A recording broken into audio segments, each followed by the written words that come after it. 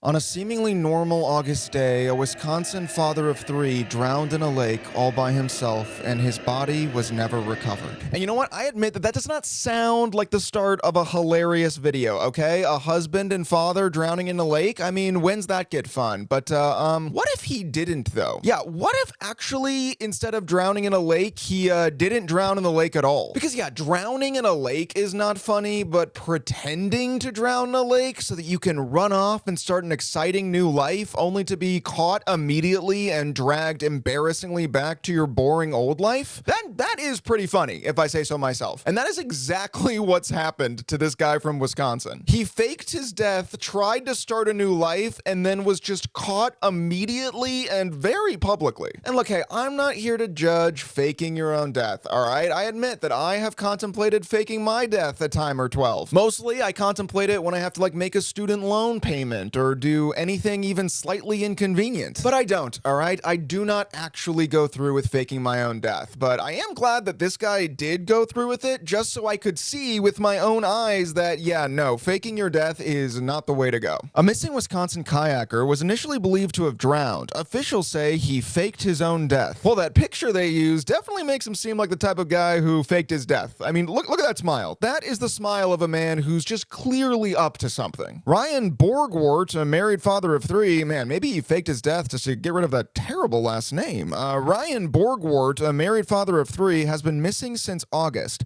after leaving for a relaxing fishing trip on Green Lake about an hour north of his home in Watertown, Wisconsin. Yeah, a relaxing fishing trip with 0 of his 3 children accompanying him. Nothing suspicious there. None of his children came with him, none of his friends, and actually didn't even bring a fishing rod. In fact, it looks like the only thing he brought with him was a fake passport and a duffel bag full of cash for some reason. Investigators now suspect the experienced kayaker faked his own death and fled to Europe via Canada. I know this is definitely hindsight bias, but if my disgruntled and upset and unhappy father suddenly and randomly announced that he was going on a solo fishing trip that none of us were allowed to come with him on, I would be like, oh, you're clearly going to fake your death. Obviously. On the morning of, his kids see him sneaking out the back door, and they're just like, hey, Pa, actually going fishing sounds fun. Can we come? And he's just like, absolutely fucking not. Don't ask any more questions. Local and state authorities, along with volunteers, searched for the 44-year-old for 54 days, fearing he might have drowned and his body was somewhere at the bottom of the lake, Green Lake Sheriff Mark Podol said at a news conference on Friday. Bruce's Legacy, a nonprofit that assists law enforcement in searching for drowned bodies, deployed high-end sonar equipment to scan the lake's bottom,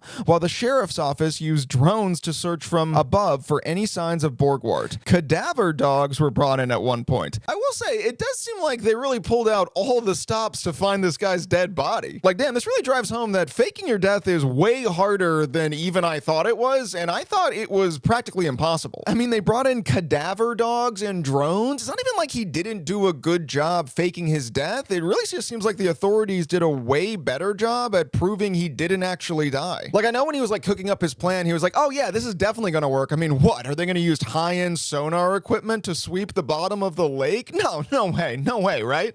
Right? They're not gonna do that, right? I mean, I definitely don't mean this in a callous or insensitive way, but I genuinely didn't know they did all this when someone disappears. I kind of thought they just walked around the woods with flashlights for a couple hours, then called it. I thought the drones and the dogs were reserved for when Air Force One goes down in the wilderness or something. Keith Cormicon, director of Bruce's Legacy, told CNN he spent nearly 30 days working on the case. My success rate is pretty good, Cormicon told CNN. To not be able to find him really had me questioning my abilities, and I lost a lot of sleep over it. He's talking about finding dead bodies in the wilderness like it's a jump shot that wasn't falling. He's like, wow, this never happens. I mean, normally I can just find a dead body from practically anywhere on the court. After 8 weeks, the entirety of Green Lake had been searched, Podol said. There was no signs of Borgwardt. Borgwardt was probably like, this is totally gonna work. I mean, what are they gonna do? Search the entirety of Green Lake? And then they did. They literally did. Note to self, don't fake my death in Green Lake, Wisconsin. Investigators suspect Borgwardt did not drown, but seemingly faked his own death before crossing into Canada, Podol said.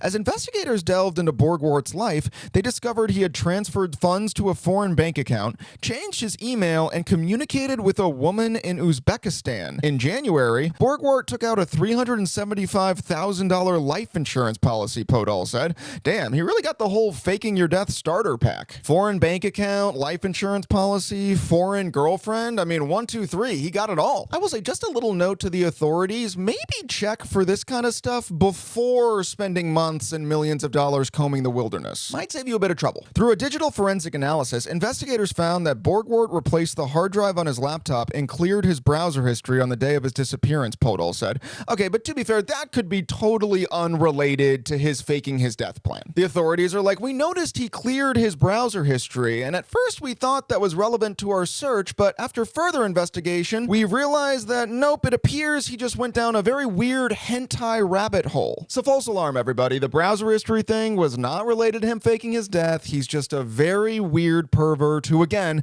went down a very odd hentai rabbit hole. I say this as a sheriff serving the state of Wisconsin. Podol also called on Borgwardt to come home. Ryan, if you're viewing this, I plead that you contact us or contact your family, he said. We understand that things can happen, but there's a family that wants their daddy back. Look, I will say that if you're trying to get a guy who ran away from his family to come back home, leading with the your family misses you angle might not be the way to go. Like, if he cared about his family, he would not have done any of this. They're like, your family wants you around, and he's just like, yeah, I know. That's what I've been trying to fucking avoid. But one thing that's clear from like this whole investigation is that nobody saw this coming. Literally nobody could have predicted that this guy was going to fake his death and run away to Uzbekistan, which is actually kind of crazy because it turns out that in the months leading up to him actually faking his death and running away to Uzbekistan, he wasn't exactly playing his cards close to the vest. Let me set the stage a little bit for you here. Okay, so he disappeared in August, but this video that I'm about to show you is just a random TikTok that a random person posted in June,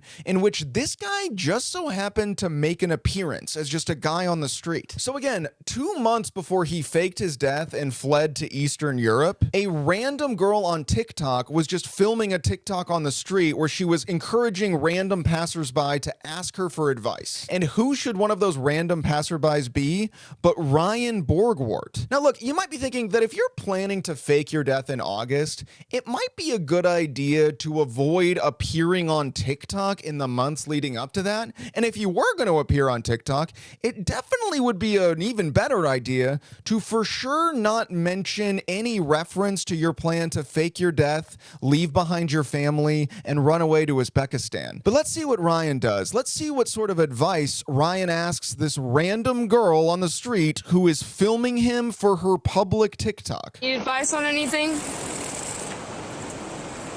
I go to Uzbekistan or stay here? Say that one more time. Do I go to Uzbekistan or stay here? Do you have family there? No. Why do you want to go? She so innocently is like, why do you want to go? He's like, I want to go because I don't have family there. I'm trying to escape my family. I fucking hate those people. Why do you want to go? Meet a woman? To meet a woman. And it was Uzbekistan. Uzbekistan. I love how confused she is. Like, even the lady whose whole thing is talking to random people on the street is having a hard time wrapping her head around this guy. Ryan is too weird for her. You don't like American women? Oh, they're familiar. Well, they're familiar. Okay, don't let his wife see this video. Also, the way he dismisses his family that loves him as familiar makes me think that he might have done them a favor by getting out of the picture. This guy sucks. So you've given up on meeting someone here? No, I'm married. Oh. Yeah.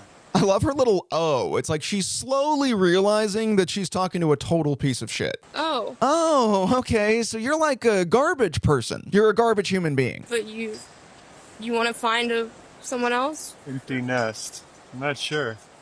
That's why I'm asking you. Wait, empty nest? What do you mean? Empty nest. My kids are out of the house now. So you want to find, adopt a child? No.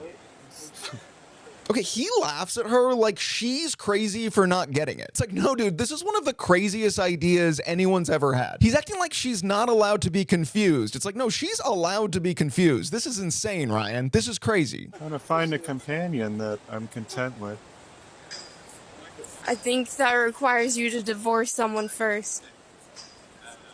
She says, I think that requires you to divorce someone first. Great point by the random lady on TikTok. Also, he then looks away like that thought had literally never even occurred to him. I think that requires you to divorce someone first. By the way, this lady's actually doing a great job as an interviewer. She is not letting him off the hook at all. Well, maybe. Or is she okay with that? She asks if his wife would be okay with that. Who would be okay with that? Have you guys had a conversation about that? So, would it be like a throuple or something? Would it be like a throuple or something? She's trying so hard to find an angle where this guy isn't crazy. Would it be like a throuple or something?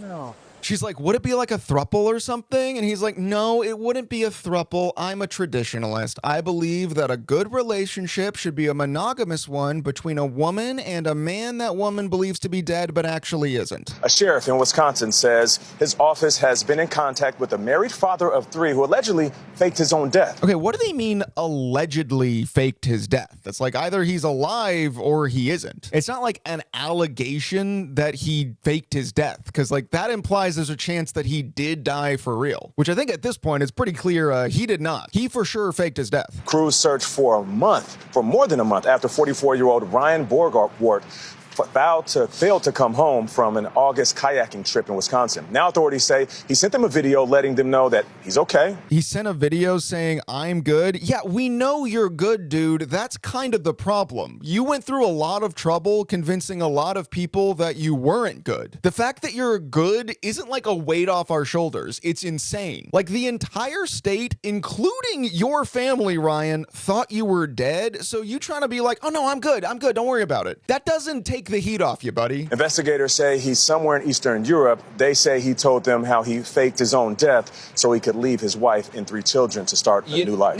I will also say the fact that his video is like really grainy and appears to be filmed in a blank room with no windows really doesn't make it seem like he is as good as he says he is. It's like, damn, man, you faked your death to run away to that? Surely they have empty rooms in Wisconsin. A comment from Rebrand says, folks don't get it. He did it to make sure his family collected the insurance even though he was abandoning them. It doesn't make him a good guy, but he thought about that portion. I assume this comment was left by Ryan's burner. Really coming in to argue his case. It just keeps leaving comments. He's like, no, people don't get it. He was actually a great father and better husband and cool as hell. But the point is, the life insurance policy he took out was not for himself, okay? So I think his idea was, I'll leave my family that I'm abandoning with something, with that life insurance policy. Which, I guess is something, but also is it like that significant? I mean, does that really let him off the hook? It's like, yeah, sure, he traumatized his wife and his children and literally everyone who knew him, and also wasted a lot of resources that could have been put to like finding people who actually needed to be found. But hey, he threw his wife 350 G's that he kind of stole from the insurance company, so that evens out, right? And I'm not even saying that doesn't even out, but like, I don't know, does that balance out? I have no idea. Also, a recurring theme I'm seeing in a lot of the comments on these videos is people being like, hey, he was unhappy with his wife and his kids and his family, but at least he just took off, It's not like he killed his wife and kids the way some people do, which, yeah, I guess is like a fine point, Obviously, not killing your wife and kids is always better than killing your wife and kids in literally any scenario, but that surely can't be the bar. Like, I don't think the bar could get lower. Because also, you could say that with literally any crime. Like someone could like rob old women on their deathbed, but then be like, hey, I may have robbed the elderly, but I did not kill my wife and kids at least. So give me that. It's like, I don't know that I have to give you that. I feel like that should just be a given. Not being a serial murderer of your immediate family should be a given. Wisconsin kayaker accused of faking his own drowning is alive in Europe, officials say. It doesn't seem like the officials say that. It seems like he said that to the officials. The officials seem to be finding this out along with all the rest of us. It's not like they uncovered where he was in Europe. It seems like he just sent them a video being like, hey guys, I'm in Europe, just FYI. And then the officials get that video like, case solved. Another win for the books, boys. No, it really seems like the officials are surprised by all of these developments. His family's surprised by all these developments. It seems like the only person who isn't surprised by any of these developments would be the girl from that TikTok in June. And we should have a timeline of some of the key moments as investigators were trying to find him. So according to police, he left his life jacket and fishing equipment behind so that he would appear like he had drowned. So they couldn't find his body after searching the area for quite some time. But instead, they discovered an inflatable boat that he used to stash an electric bike. He rode that bike to Madison, Wisconsin, hopped onto a bus that eventually took him to Detroit. He eventually crossed into Canada and then managed to take a flight to Paris, and then he flew to another country in Eastern Europe. Wisconsin kayaker turned himself in after officials say he faked his death and fled to Eastern Europe. Well, there you go. He turned himself in. So good news, he's back. Although I don't really know who that's good news for, because it's not really good news for him because his plan didn't work and he's right back where he started. It's not really good news for the officials because they wasted a lot of time and money, and in the end we're kind of just told of his whereabouts by him. And it's definitely not good for his wife and kids because now they're reunited with a guy they know hated them enough to fake his death and flee to Uzbekistan. But you know, he's back in America, which means that probably has access to a better variety of fast food restaurants. So that's definitely not bad news. Ryan Borgwardt, that last name, I swear to God, throughout this whole video, I have never got used to saying. Ryan Borgwardt, who was reported missing in August, flew back to the United States willingly, arriving Tuesday, said Green Lake County Sheriff Mark Podol, who remained tight-lipped on why the man left his wife and 3 children by allegedly staging a kayaking accident and where exactly he's been for the past 4 months. I don't think he's being tight-lipped. I think the sheriff genuinely has no idea what's going on. He doesn't know why. He doesn't know why Ryan did any of this stuff or even what exactly and specifically he did. Ryan's a weird guy, okay? I don't think the sheriff has him all figured out. He came back on his own, said Podol during a news conference Wednesday. When asked by the media why Borgwardt decided to return, Podol added, his family, I guess? The I guess makes it sound like even he doesn't believe it. He's like, his fucking family, I guess? Maybe his wife or I suppose his kids? I don't know, dude. This guy's fucking weird. But that leads into the big question. How exactly did his family react to his return from Europe and also from the grave? The wife of a Wisconsin kayaker who faked his own death moves to end their marriage. I wonder why. Did something happen? Or the wife of a Wisconsin kayaker who faked his own drowning so he could leave her and their children and meet a woman in Eastern Europe filed court documents Thursday seeking to end their marriage. Okay, look, obviously this woman is like 100% correct to divorce him, but I gotta be honest, filing to divorce someone after they first faked their death to get away from you to start a whole new life in Uzbekistan with another woman is kind of like a you can't fire me, I quit situation, you know? She's like, you can't fake your death to get away from me, I divorce you. So take that, Ryan. Gotta be honest, I think the real punishment would be if she didn't divorce him. She's like, no, I'm gonna stay married to you forever, motherfucker. You're stuck with me. Online court records indicate Emily Borgwardt filed a petition in Dodge County Circuit Court seeking a legal separation from Ryan Borgwardt. To be fair, she might not even be divorcing him because of the whole fake your death thing. She might just be trying to get rid of that last name. According to the petition, the marriage is irretrievably broken. The document doesn't elaborate. Yeah, the document doesn't need to elaborate. The guy faked his death to abandon his family and run away to Uzbekistan. What further elaborations would you need from this woman as to like why she wouldn't want to stay married to this dude? Literally, the headline of this article is him faking his death to get away from her and their children. What else you need to know? He regrets it and is sentenced. A Wisconsin man who made the national headlines after prosecutors say he faked his own death to leave his family and be with a woman overseas that he met online. He's now been sentenced to 89 days in a county jail. Okay, I don't know if 89 days feels like too much or too little. I do maintain that the real punishment would be to put him on house arrest. Don't send him to jail. Jail is still away from his wife and kids. You put an ankle monitor on him and you stick him in the house with his wife and kids, and then you let him simmer in that. Because that's the real punishment for this guy. House arrest. And those are the kind of weird games I'd be playing if I was a judge in Wisconsin. Ryan Borgwardt appeared with his attorney. He was rather stoic, and we actually heard from him. Here's what he had to say just moments ago in the courtroom. Take a listen. I deeply regret the actions that I did that night and all the pain that I caused my family and friends. Also, I don't think he does regret doing it. I think he definitely regrets getting caught, but like seeing as before he did it, he was bragging about doing it on TikTok. And then after he did it, he was like texting the sheriff videos from Uzbekistan being like, yeah, no, I'm good. I'm chill. Leave me be, buddy. Leave me be. It really doesn't seem like he has any regrets beyond getting caught. And maybe that's the lesson, you know? Faking your death is cool and works and solves all your problems, but only if you don't get caught. Quite a moral to the story there, if I do say so myself. myself. And I would love to go on, but shit. Okay, I just got a text reminding me I have an outstanding balance on my student loans, and I'm definitely gonna go pay that right after I get back from kayaking.